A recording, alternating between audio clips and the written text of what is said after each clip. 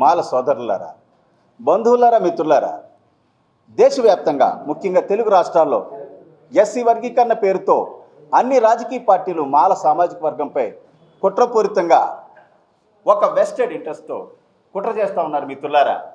దీన్ని మనమంతా శాంతియుతంగా ప్రజాస్వామ్యయుతంగా ఎదుర్కోకపోతే మిత్రులారా, ఈ తెలుగు రాష్ట్రాల్లో ఒకప్పుడు మాల సామాజిక వర్గం ఉండేది. ఒకప్పుడు తెలుగు రాష్ట్రాల్లో మాల సామాజిక వర్గం ఉండేది, దాని ఉనికి లేకుండా పోయిందనేటటువంటి పరిస్థితి వస్తుంది మిత్రులారా. చరిత్రలో చదువుకునేటటువంటి పరిస్థితులు ఉంటాయి కాబట్టి తెలుగు రాష్ట్రాల్లో ఉన్నటువంటి మాల సోదరులందరినీ కూడా నేను కోరేది ఒకటే: ప్రజాస్వామ్యత పోరాటానికి సిద్ధం కండి, శాంతియుత పోరాటానికి సిద్ధం కావాలని చెప్పేసి నేను కోరుకుంటా ఉన్నాను మిత్రులారా. మాల సోదరులారా, బంధువులారా, ఎస్సీ వర్గీకరణను వ్యతిరేకించేటటువంటి వర్గాలందరికీ నేను చెప్పదలుచుకుంది ఒకటే మిత్రులారా: మనకి రిజర్వేషన్ పేరుతో పడేసేది ఎంగిలి మెతుకులు మాత్రమే. Just it is pit rice, nothing but left over rice, nothing but pit what is that peanuts. మనకి ఎస్సీ రిజర్వేషన్ పేరుతో పడేసేది ఎంగిలి మెతుకులు మాత్రమే మిత్రులారా. దీనివల్ల 100లో 4 బెనిఫిట్ జరుగుతూ ఉంది. ఈ 100లో 4 జరిగేటటువంటి ఈ బెనిఫిట్స్ని తెలుగు రాష్ట్రాల ముఖ్యమంత్రులు, అపూర్వ సహోదరులు రేవంత్ రెడ్డి, చంద్రబాబు మరి తెలుగు రాష్ట్రాల్లో ఎస్సీ లిస్టులో ఉన్నటువంటి 59 ఎస్సీ కులాలకు సమంగా పంచుతారట. మోడీ సాబ్ అయితే దేశవ్యాప్తంగా ఉన్నటువంటి 1108 ఎస్సీ కులాలకు ఎస్సీ లిస్టులో సమంగా పంచుతారట మిత్రులారా. ఇదే ఎస్సీ వర్గీకరణ అంటే.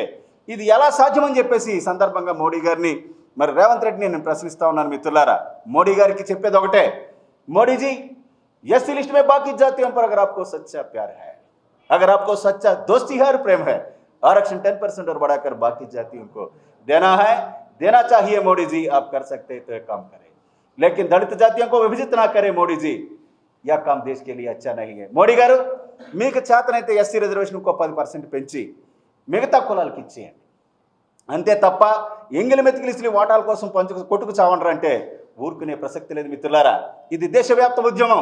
తమిళ సోదరులారా, ಅನ್ಭಾನ ತಮಿಳ್ ಸಹೋದರಗಳೇ, ನನ್ನ ಆತ್ಮೀಯ ಕನ್ನಡ ಸ್ನೇಹಿತರೆ, എൻ്റെ പ്രിയപ്പെട്ട മലയാളി సహోదరన్మారే, എൻ്റെ ప్రియ గుజరాతీ మిత్రో, ప్రియ మరాఠీ మిత్రానో, మీరందరూ కూడా ఆలోచించాలి మిత్రులారా.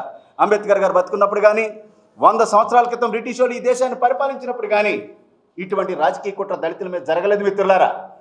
నేను ఒకటే చెప్పదలుచుకున్నాను: సామాజిక న్యాయం పేరుతో ఎస్సీ వర్గీకరణ చేశామని చెప్తున్నారు కదా, ఓన్లీ సామాజిక న్యాయం ఎస్సీలకు పడేసేటటువంటి ఎంగిల్ మెతుకుల్లోనేనా? Is it not needed in the ministerial berths of Modi, Chandrababu Naidu and Revanth Reddy's cabinet? Not in the appointment of judges of the honourable supreme court and high courts of India, not in the lands and industrial establishments of this country? మిగతా అట్లా అక్కర్లేదా? మాకు పడేసే ఎంగిలి మెతుకుల్లోనేనా సామాజిక న్యాయం? రేవంత్ రెడ్డికి నిజంగా చిత్తశుద్ధి ఉంటే, రేవంత్ రెడ్డికి నిజంగా చంద్రబాబు నాయుడికి సామాజిక న్యాయం పట్ల చిత్తశుద్ధి ఉంటే మీ యొక్క మంత్రి పదవిని, ముఖ్యమంత్రి పదవిని బీసీ సోదరులకు 1 సంవత్సరం పాటు, అలాగే మా మాల సోదరులైనటువంటి బట్టి విక్రమార్క గారికి కానీ, మా సోదరుడు వినోద్కి కానీ, వివేక్కి కానీ 1 సంవత్సరం పాటు ఇవ్వండి.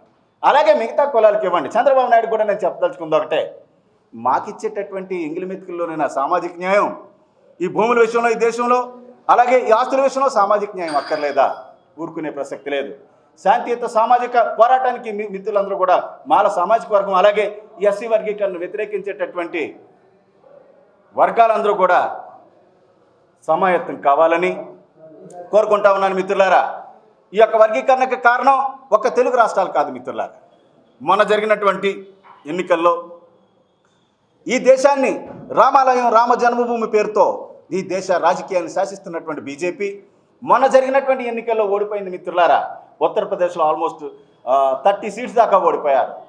అయోధ్య పట్టణం ఉన్నటువంటి ఫైజాబాద్ ఎంపీ స్థానంలో, జనరల్ ఎంపీ స్థానంలో ఒక ఎస్సీ క్యాండిడేట్ని జనరల్ ఎంపీ స్థానంలో నిలబెడితే, నా మధుర నా కాశీ అబ్కి బారావదేశ్ పాసి కులస్తులు అంటారు ఉత్తరప్రదేశ్లో మిత్రులారా. వారి యొక్క వృత్తి ఏంటంటే పందులు మేపుకుంటారు. ఒక ఎస్సీ సామాజిక వర్గానికి చెందినటువంటి జనరల్ ఎంపీ స్థానంలో అయోధ్యలో మోడీ గారు ఓడిపోయారు మిత్రులారా. అయోధ్య డివిజన్లో ఉన్నటువంటి 5 ఎంపీ స్థానాల్లోని కూడా మోడీ గారు ఓడిపోయారు మిత్రులారా. దానివల్ల ఈ ఎస్సీ వర్గీకరణ అంశాన్ని 15 సంవత్సరాలుగా సుప్రీంకోర్టులో పెండింగ్లో ఉన్నటువంటి ఈ కేసును సడన్గా బయటికి తీసుకొచ్చి తీర్పు ఇప్పించడం జరిగింది మిత్రులారా. ఇది దేశవ్యాప్త కుట్ర. కాబట్టి మనమంతా శాంతియుతంగా, ప్రజాస్వామ్యయుతంగా రాజ్యాంగాన్ని అమెండ్మెంట్ చేసేటటువంటి పరిస్థితులు వచ్చేంత వరకు కూడా పోరాటం కొనసాగించాలి మిత్రులారా. don't think that they can't be changed because Ravant Reddy and Chandrababu Naidu have already made the laws regarding subclassification of SCs. My dear friend, don't think that they can't be changed. Is it Gita, Quran or Bible that can't be changed? That is not to be changed. ఇదేమన్నా Bhagavad Gita Khurana Bible మిత్రులారా మార్చలేకపోవడానికి చంద్రబాబు నాయుడు రేవంత్ రెడ్డి చట్టాలు చేస్తే మార్చలేకపోవడానికి మిత్రులారా ఒకసారి మీరంతా గమనించాలి. నేను కోరేది ఒకటే, మాలలే కాంగ్రెస్ పార్టీ మాలలు అనుకున్నటువంటి కాంగ్రెస్ సర్కార్ తెలంగాణలో రేవంత్ రెడ్డి నమ్మించి మాల సామాజిక వర్గాన్ని ఎస్సీ వర్గీకరణ పేరుతో కుట్రపూరితంగా గొంతు కోయడం జరిగింది మిత్రులారా. దీన్ని మేము ప్రజాస్వామ్యయుతంగా ఎదుర్కొంటామని చెప్పేసి సందర్భంగా ప్రభుత్వానికి హెచ్చరిక చేస్తా ఉన్నాను మిత్రులారా. ఎందుకంటే ఇది అన్యాయం. సుప్రీంకోర్టే జడ్జిమెంట్ ఇచ్చింది ఎంపిరికల్ డేటా తీసుకోమని. 2011లో ఏవో కాకి లెక్కలు తీసుకుని వర్గీకరణ చేశారు. ఇది కుదరదు అనే విషయాన్ని ప్రతి ఒక్కరూ గమనించాలని చెప్పేసి కోరుకుంటూ doctor Ratnakar, national president for wax and Mala Mahanadu. Yes, would you like to ask me any questions?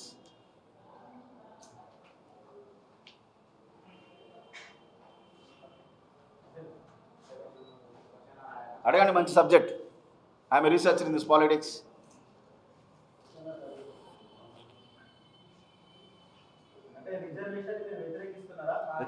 Reservation వ్యతిరేకించట్లేదు, రిజర్వేషన్ సబ్ క్లాసిఫికేషన్ వ్యతిరేకిస్తున్నాం.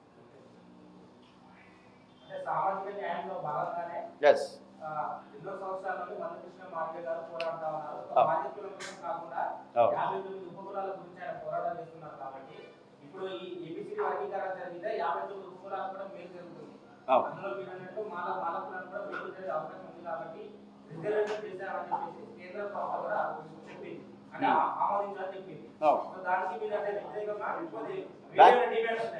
దానికి పూర్తిగా వ్యతిరేకం. ఎందుకంటే ఎస్సీ లిస్టులో మిగతా కులాలకి న్యాయం జరగొద్దని కానీ వాళ్ళకి చేయకూడదని కానీ మనం చెప్పట్లేదు.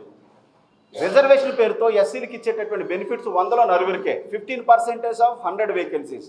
100 ఖాళీలు ఉంటే 15 మందికే రిజర్వేషన్ ఇస్తూ ఉన్నారు, 15 వేకెన్సీస్ ఇస్తూ ఉన్నారు. దీనివల్ల 100 మంది ఎస్సీలకి 9కే బెనిఫిట్ జరుగుతూ ఉంది. అంత మైన్యూట్ సబ్స్టిట్యూషన్లో, అంత మైన్యూట్ హెల్ప్లో చిన్నగా ఇచ్చేటటువంటి ఈ బెనిఫిట్స్ని వర్గీకరణ పేరుతో ఇన్ని కులాలకు ఎలాగా సమంగా పంచుతారు? అది కరెక్ట్ కాదు కదా. అందుకనే మోడీ గారిని మనం ఏమంటున్నామంటే చెయ్యండి. మోడీ జీ అగర్ ఆప్కో సచ్చా ప్యార్ హై బాకీ లిస్ట్ మే ఆరక్షణ 10% और बढ़ाकर बाकी जातियों को देना है. మీకు నిజంగా ఎస్సీ లిస్టులో మిగతా ఉన్న పైకి తీసుకురావాలి, హెల్ప్ చేయాలనుకుంటే రిజర్వేషన్ పెంచిమ్మంటున్నా. అంతే తప్ప ఈ ఉన్న 9కే 100కే పంచుతానంటే కుదరదన్నాం. అంతే తప్ప వేరే వాళ్ళకి వ్యతిరేకం కాదు. ఎస్సీ వర్గీకరణ రద్దు చేయాలి, లేదా రిజర్వేషన్ ఇంకో 15% పెంచాలి. పోరాటం చేస్తాం.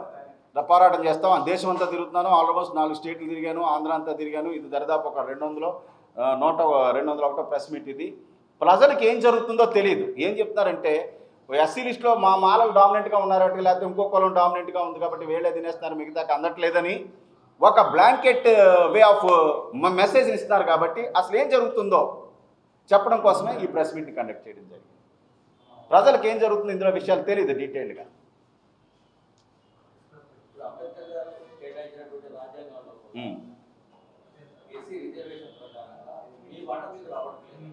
ఇది ఇక్కడ అదే చెప్తున్నారు.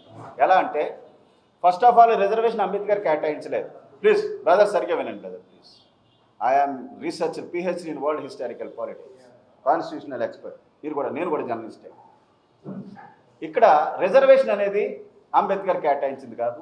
ఈ దేశంలో మొట్టమొదటిసారిగా ఎస్సీలకి రిజర్వేషన్ ఇచ్చింది 1935లో గవర్నమెంట్ ఆఫ్ ఇండియా. ఆ రోజున బ్రిటిష్ ప్రభుత్వం ఇచ్చింది మిత్రులారా. గవర్నమెంట్ ఆఫ్ ఇండియా 1935 అంటారు. 1937 నుంచి అమల్లోకి రావడం జరిగింది. ఈ రోజున మనం ఎస్సీ ఎస్టీ అనేటటువంటి పదాలు ఏవైతే వాడుతున్నామో, ఏవైతే వాడుకలో ఉన్నామో వీటిని తయారు చేసింది, వాడుకలకు తీసుకొచ్చింది బ్రిటిష్ ప్రభుత్వం మిత్రులారా. స్వాతంత్రం వచ్చిన తర్వాత వాటినే అంబేద్కర్ గారు రాజ్యాంగంలో కంటిన్యూ చేయడం జరిగింది. బ్రిటిష్ వాళ్ళు రిజర్వేషన్ ఇచ్చినప్పుడు 8.5 ఇచ్చారు, 8.6 సంథింగ్ ఇచ్చారు. ఎస్టీలకు అయితే 1.5 ఇచ్చారు. తర్వాత కాలఘట్టంలో పెంచుకుంటూ పోయారు, దాన్ని కంటిన్యూ చేశారు. ఇక్కడ అంబేద్కర్ గారు చెప్పింది ఏంటంటే ఏ కులానికి ఏ వర్గానికి చెందవలసినటువంటి వాటా వారికి చెందాలనేది దేశ సంపదను ఉద్దేశించి చెప్పారు తప్ప రిజర్వేషన్ పేరుతో 100లో 9కి ఇచ్చే దాంట్లో ఇందులో సమవాటాల పేరుతో కొట్టుకు చావకుండా అది కాదు అని చెప్పారు.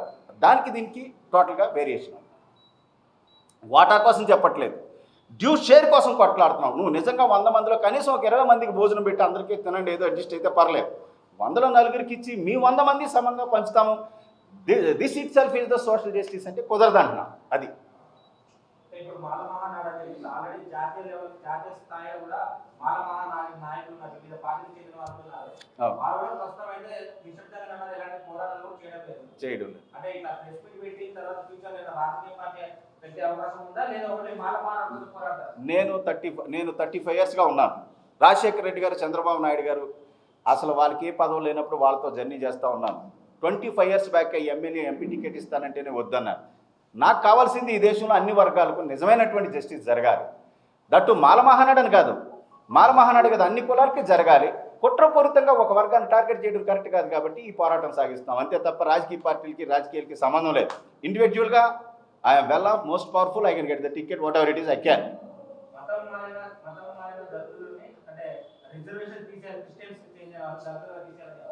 అవును, దాని గురించి మరి రాజ్యాంగంలో మీకు చెప్పినట్టుగా హిందూ మతంలో ఉన్నటువంటి దళితులకే రిజర్వేషన్ ఇవ్వాలనేది ఒక క్లాజ్ ఉంది కదా. సో డెఫినెట్గా మరి చట్టం చెప్తుంది కాబట్టి దాన్ని చేయాల్సిందే. అది మతం మారినటువంటి వారికి ఉండదని చెప్తున్నారు కాబట్టి మరి చట్టం అదే చెప్తుంది కాబట్టి దట్ ఈస్ ఓకే.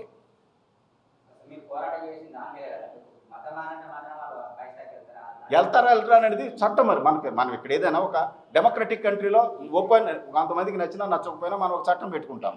ఆ చట్ట ప్రకారమే కదా మనం అంతా పోతాం. కాన్స్టిట్యూషనల్గా ఆర్డర్ 1956 కాన్స్టిట్యూషనల్ ఆర్డర్ ఏం చెప్తుందంటే ఎవరైతే ఎస్సీ వాళ్ళు హిందూ మతంలో ఉంటారో వారికే రిజర్వేషన్. నెక్స్ట్ అమెండ్మెంట్ 96లో వీపీ సింగ్ గవర్నమెంట్ అనుకుంటా బుద్ధిస్టులకు ఇచ్చారు.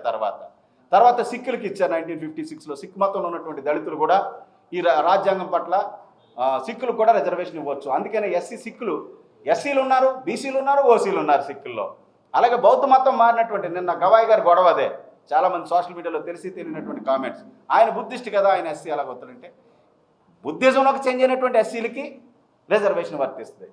డైరెక్ట్గా ముస్లిం మతంలో కానీ క్రిస్టియన్ మతంలో కానీ కన్వర్ట్ అయినటువంటి ఎస్సీలకి రిజర్వేషన్ వర్తించదు అనేది రాజ్యాంగం క్లాజ్ అనమాట. అంతిమ లక్ష్యం చెప్పాను కదా, ఎస్సీ రిజర్వేషన్ వర్గీకరణ ఏదైతే ఉందో ఇది కుట్రపూరితం, రద్దు చేయాలి. దాన్ని ఆ విధంగా మరి ఏ రాజకీయ పార్టీలు కూడా దీన్ని ఫ్యూచర్లో మళ్ళీ ఇటువంటి కుట్ర చేయకూడదు. నీకు ముందు నుంచి చెప్తున్నాను, ఏ రాజకీయ పార్టీలు కూడా దీన్ని రాజకీయ స్వార్థ ప్రయోజనాల కోసం ఇది చేయడానికి వీల్లేదు. లేదా ఎస్సీలకి ఇచ్చేటటువంటి పాపులేషన్ పోలిస్తే రిజర్వేషన్ ఒక 10% పెంచి వాళ్ళందరికీ ఇచ్చిన ప్రాబ్లం ఏమి లేదనేది మన పోరాటం. ఎస్, ఢిల్లీ స్థాయిలో, బికాస్ ఢిల్లీ కాదు, if it is needed it goes to international level also. నేను చెప్తున్నాను కదా, మొన్న తమిళనాడు వెళ్ళాను, కర్ణాటక పోయాను, అలాగే హిందీ హార్ట్లాండ్కి వెళ్తాను నెక్స్ట్. ఎప్పుడు ఒక within very shortly I'm going to Delhi also. I can speak almost all languages. So కాబట్టి పోరాటం అనేది ఢిల్లీ లెవెల్లో ఉంటుంది because it is an issue of the central government. సంబంధించింది కాదు కాబట్టి దేశం మొత్తానికి సంబంధించినటువంటి మూమెంట్ కాబట్టి దీన్ని it was rechristened as RACS. RACS stands for roar against categorization conspiracy of ఎస్సీస్ అండ్ ఎస్టీస్. కుట్రపూరిత ఎస్సీ ఎస్టీ వర్గీకరణ వ్యతిరేక గర్జన అనేటటువంటి పేరుతో దీని పేరు మాల మహానాడు తెలుగు స్టేట్లో ఉన్నంత వరకు రాక్స్గా, వేరే స్టేట్కు when I go to the other states of the country రాక్స్గా మార్చడం జరిగింది. మిత్రులారా, విలేకరు సోదరులందరూ కూడా గమనించాలి, this not a ordinary moment, ఎప్పుడు హిస్టరీలో జరగలేదు. ఏదో ఈ రోజు వచ్చి ప్రెస్ క్లబ్ వరంగల్లో ప్రెస్ మీట్ పెట్టిపోయే పరిస్థితి కాదు. ప్రతి 20 రోజులకి, నెల రోజులకి ఒకసారి రెగ్యులర్గా మన ప్రెస్ క్లబ్కి రావడం జరుగుతుంది. అలాగే మూమెంట్ కూడా ఫిజికల్గా జరుగుతుంది కాబట్టి గ్రేటర్ వరంగల్ ప్రెస్ క్లబ్ మిత్రులందరినీ నేను కోరేది ఒకటే, మీ నుంచి పూర్తిగా హోల్ హార్టెడ్ కోఆపరేషన్ నేను కోరుకుంటా ఉన్నాను. మిత్రులారా, మా వైపు నుంచి వాట్ ఎవర్ వీ క్యాన్, మా వైపు నుంచి కూడా సహాయ సహకారాలు అందించడానికి మేము రెడీగా ఉన్నాం. కాబట్టి విలేకరు సోదరులందరికీ చేతిపెట్టి నమస్కారం పెడుతూ మరి మీ సహాయ సహకారాలు పూర్తిగా అందించాలని చెప్పేసి కోరుకుంటా ఉన్నాను. రెగ్యులర్గా వస్తాను. నెక్స్ట్ బైట్ స్టార్ట్ చేయమంటే